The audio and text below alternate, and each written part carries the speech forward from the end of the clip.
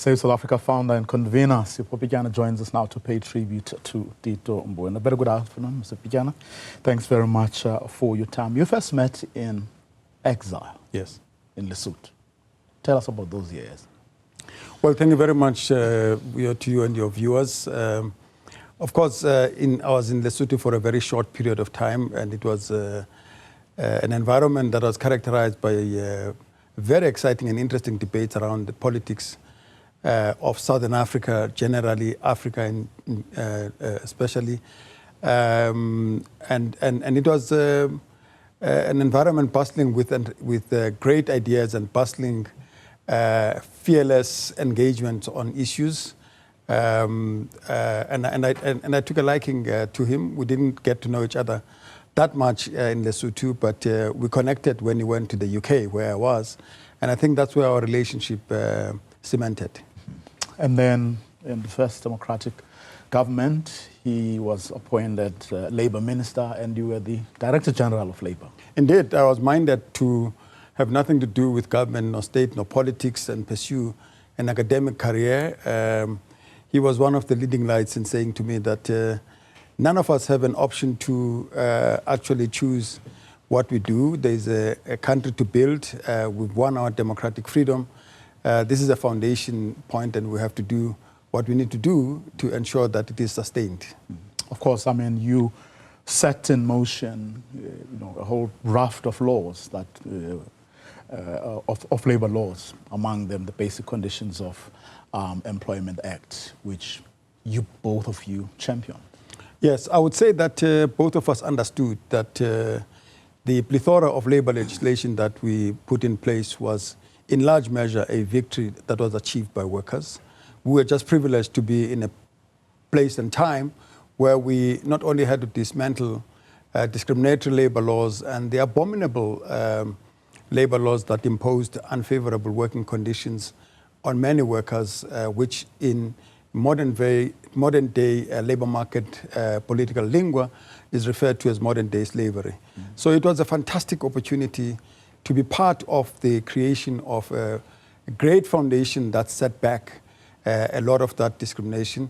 I would hope that we made great strides in that direction, but I can attest to the fact that not all of the things that we had hoped would be achieved have come to see light. Well, I mean, labor leaders who have been paying tribute to him since yesterday, among them Zweli Nzimambi, had really good things to say about how that era sort of shaped what we've come to know now as the labor dispensation in our country.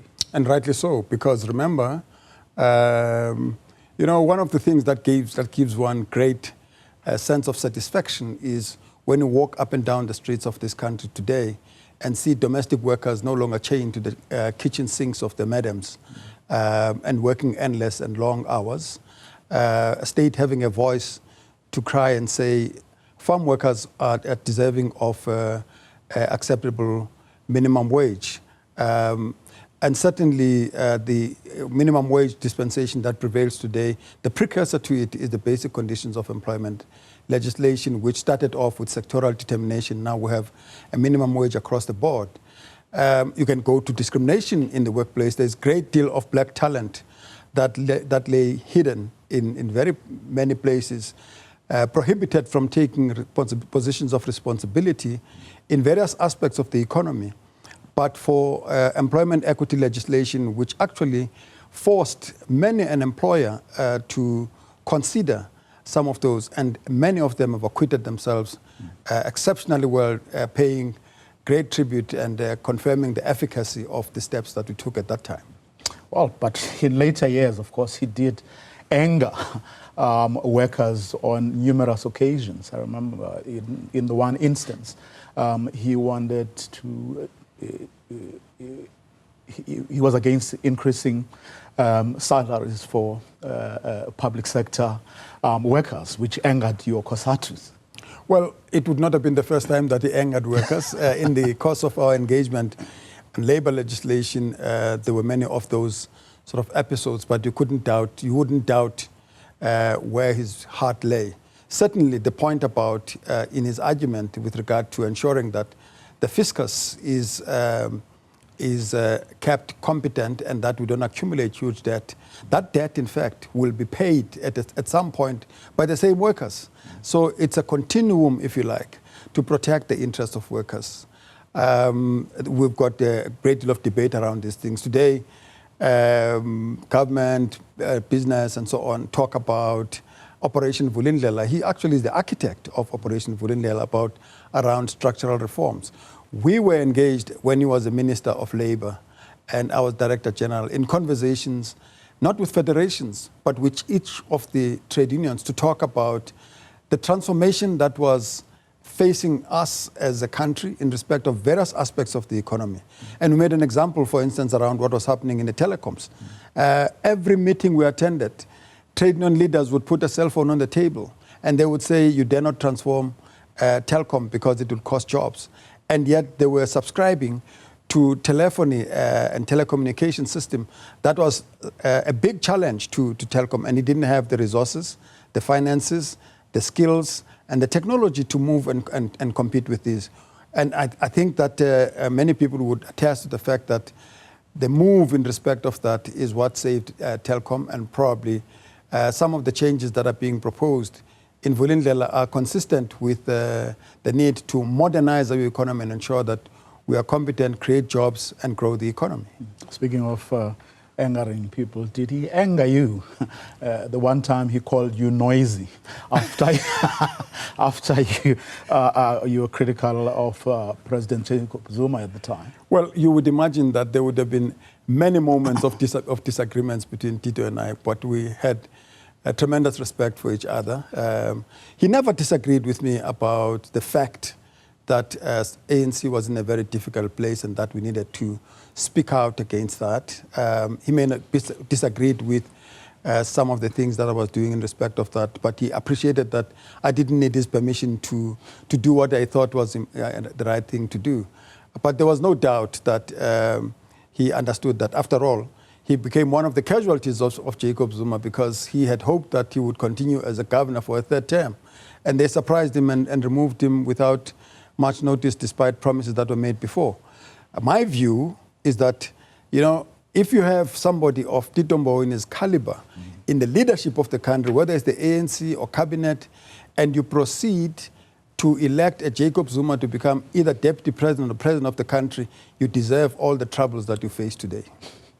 Speaking of which, Tito Mboweni once tweeted that you had asked him why President Mbeki had actually sent him to the Reserve Bank. Did he ever tell you eventually? Well, he avoided that. I felt at the time that his move to the Reserve Bank, given when one considered the range of people that were in the leadership and possibilities of succession to President Mbeki. After all, the Constitution restricted the term of presidency. I thought that the Reserve Bank was a very important institution, but there would be any number of people that could be taken to that role. After all, it's very rare that you would have a Reserve Bank governor proceed to become a president of the country. If there were a number of people that could be said to have been capable of succeeding President Mbeki as a president of this country, Tito Mboweni would have been one of them. Now, you served with him on the board of Anglo Gold Ashanti. Yes. For many years, eventually succeeding him as the chairperson. Yes. Of the board. How were his views? And I'm asking this, I mean, also because he once spoke about the state needing to own 40% of all mines in South Africa. And here's someone who also chaired a board of a big mining company. Well, first of all, let me say that certainly his chairmanship of Anglo Gold Ashanti added a tremendously refreshing perspective. It affirmed everything that we had done in government in respect of promoting and upholding workers' rights. And certainly, like me, some of the issues that we focused on were around doing away with the dehumanizing hostile systems, ensuring that we uphold health and safety, ensuring that the mining conditions are improved. So it was something of a continuum there. But beyond that, there were issues also around what happens with big corporates like AngloGold Ashanti. Certainly he was quite happy with the journey so defined by government and other social partners with regard to empowerment and enabling participation of previously disadvantaged. But he was unmistakable about his opposition to externalization of AngloGold Ashanti, to it being primarily listed elsewhere, which is what has happened ultimately in New York, because he had mistakenly, in his view, granted permission to Anglo-American before that and Old Mutual to go and be listed primarily in the UK. And he felt that what that did was to erode the local market and undermine the deepening of the local market, and that the effect of moving a certain iconic blue chip company like AngloGold Ashanti was going to have the same effect.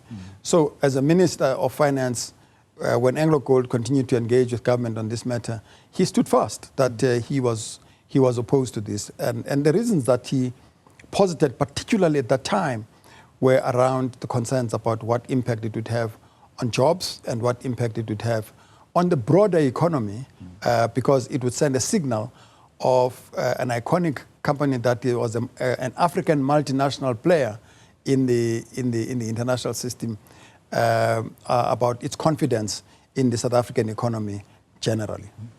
He returned to government as finance minister at about the same time you were president of Business Unity, yes, South Africa. What would you say about that era as far as Tito Mboweni's contribution is concerned? Well, I suspect that it didn't make a great deal of a useful combination between the two of us in that regard, because both of us thought that what needed to be done to reverse the damage of the Zuma years was so obvious, and that we needed to move with speed, because we didn't have the luxury of time where everybody was admitting that we had 9 wasted years. So I think he was quite impatient about what needed to be done and the structural reforms that needed to be invested. Fortunately, Tito believed in engaging, but engaging from a position of strength, by the way. He took no prisoners. So where business was seeking to push certain positions, he was clearly minded to ensure that at all times he protects the interests of the weak and the vulnerable in society, and that this reform that we were pushing for was not just going to benefit the few in business, because previously we had an experience where growth didn't necessarily benefit the poorest in our society.